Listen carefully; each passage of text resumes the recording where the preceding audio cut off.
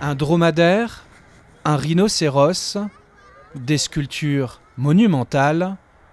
Elles sont l'œuvre de Christian Champin, un sculpteur qui joue avec le métal et la récupération.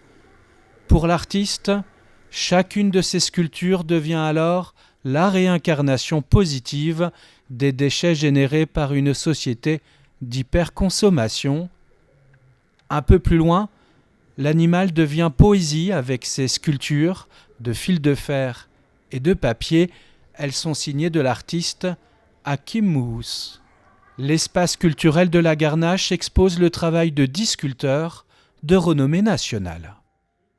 On les a repérés, bien sûr, soit dans des expositions, soit dans des galeries, souvent des grandes galeries à travers toute la France. On va à leur rencontre. Si ça nous plaît, si vraiment leur travail nous plaît beaucoup, on les contacte et on va les voir et on essaie de les persuader. Mais c'est très facile maintenant puisque en fait, ils vont sur notre site et ils voient bien déjà les sculpteurs qu'on a exposés et qui sont de grand niveau. Créer un événement exceptionnel en milieu rural, quand l'art donne rendez-vous aux émotions, c'est le credo de ce couple organisateur de ce 6e salon de sculpture.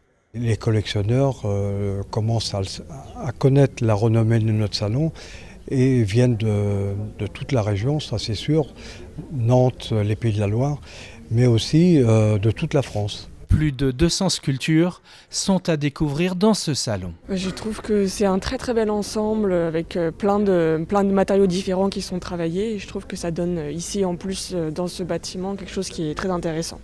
Des œuvres à 100 €, d'autres à plus de 60 000 €. Des sculptures exposées jusqu'au dimanche 5 décembre à l'espace culturel Jacques Prévert de la Garnache.